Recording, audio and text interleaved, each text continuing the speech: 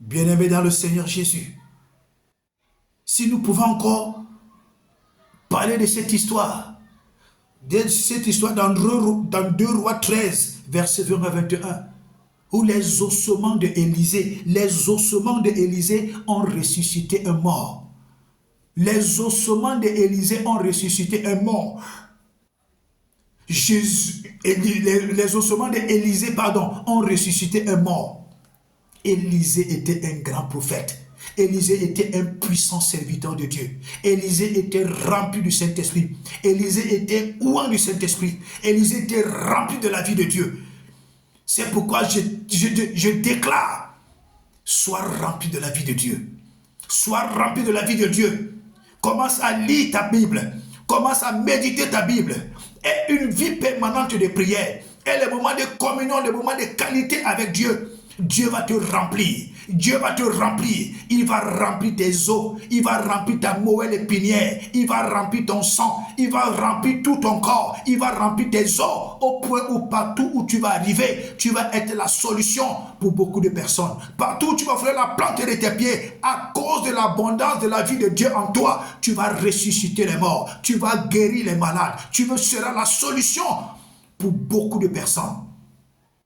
Bien-aimé dans le Seigneur Jésus, quand tu ne mets pas du sérieux dans ta vie, tu freines le plan de Dieu dans ta vie. Quand tu ne mets pas du sérieux dans ta vie, tu ralentis le projet de Dieu dans ta vie. Dieu veut que tu fasses des grandes choses. Dieu veut que tu commences à faire des grandes choses. Mais toi, tu donnes la place à la distraction. Dieu veut que tu commences à lire ta parole. Dieu veut que tu commences à la méditer. Dieu veut que tu commences à avoir la connaissance de la parole de Dieu. Dieu veut que tu commences à avoir une vie permanente, constante de prière. Dieu veut que tu deviennes une maison de prière. Dieu veut que tu commences à avoir des moments de communion de qualité avec lui. Parce que Dieu veut t'utiliser. Mais toi, tu donnes la place à la distraction. Mais toi, tu donnes la place aux inquiétudes. Mais toi, tu donnes la place aux lamentations. Mais toi, tu donnes la place aux choses qui ne te rapportent rien. Tu freines le plan de Dieu. Tu freines la mission de Dieu. Tu empêches à la grandeur d'entrer dans ta vie. Aujourd'hui, les enfants de Dieu se contentent des miettes. Ils se contentent des miettes. Dès qu'il a une petite situation, il dit que non, c'est bon pour moi, c'est le terminus. Pourquoi les enfants de Dieu aiment les choses médiocres comme ça? Pourquoi les enfants de Dieu aiment s'attacher éternellement sur des médiocrités, des choses qui ne les rapportent pas la grandeur? Pourquoi? Pourquoi les enfants de Dieu se contentent des choses minables? Pourquoi? Pourquoi? Tellement nous donnons de la distraction. Nous donnons de l'importance à la distraction au point où c'est nous-mêmes qui empêchons à la grandeur de venir dans nos vies. C'est nous-mêmes qui empêchons à la grandeur de se manifester dans nos vies parce que nous donnons l'importance aux choses médiocres, aux choses qui ne nous rapportent rien, à la distraction. Frères et sœurs, nous donnons 70% à la télé. Nous donnons 10%. Nous donnons 70% à la télé, au téléphone, aux réseaux sociaux. Vous voyez même aujourd'hui, les enfants de Dieu publient même des choses qui n'édifient pas. Avec ton téléphone, tu ne fais pas les exhortations.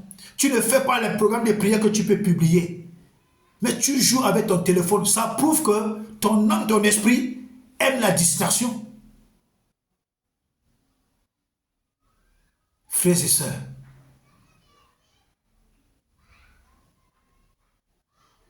nous sommes prompts à accuser Adam et Ève.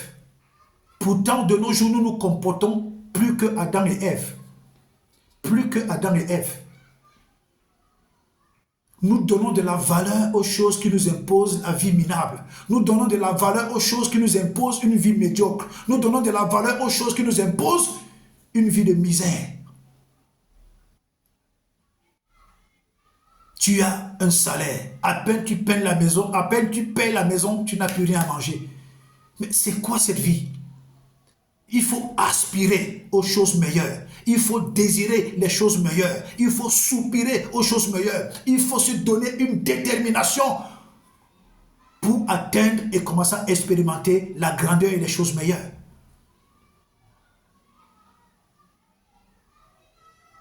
Nous sommes en train d'emboîter le pas dans la fin des temps.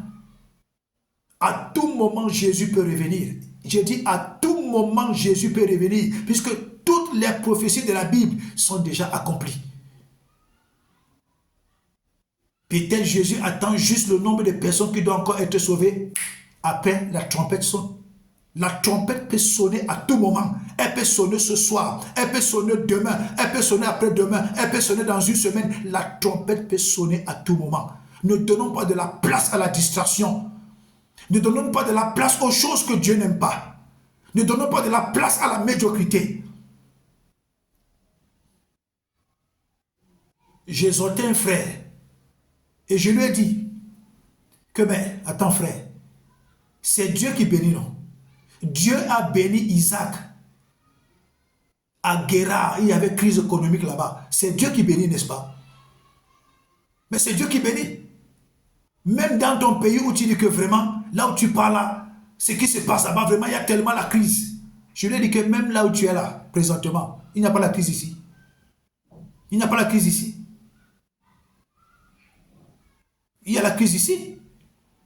Il y a la crise partout. Et c'est le regard que les chrétiens ont. Ils regardent le pays, ils ne regardent pas Dieu. Ils regardent les circonstances, ils ne regardent pas Dieu.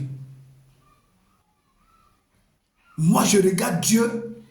Quel qu'en soit le pays où je peux partir, je regarde Dieu.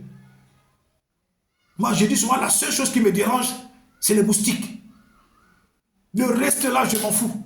Je sais que Dieu agit. Je sais que Dieu opère. Je sais que Dieu ouvre les portes. Quel qu'en soit le lieu où tu pars, Dieu est capable d'ouvrir les portes. Alléluia. Il y a des gens qui réussissent au Cameroun. Hein? Il y a des gens qui réussissent en Côte d'Ivoire. Il y a des gens qui réussissent au Tchad. Il y a des gens qui réussissent au Mali. Il y a des gens qui réussissent dans les pays là où on dit qu'il y a la crise. Il y a des gens qui réussissent là-bas. Ils ne sont pas des satanistes. Ils réussissent. Tu n'es pas obligé de te compromettre. Il faut éviter la compromission. Il faut éviter d'aller se coucher dans un lit parce que tu veux de l'argent. Fais quelque chose. Fais quelque chose. Isaac a semé. Qu'est-ce que tu sais faire? Fais quelque chose et laisse Dieu faire le reste.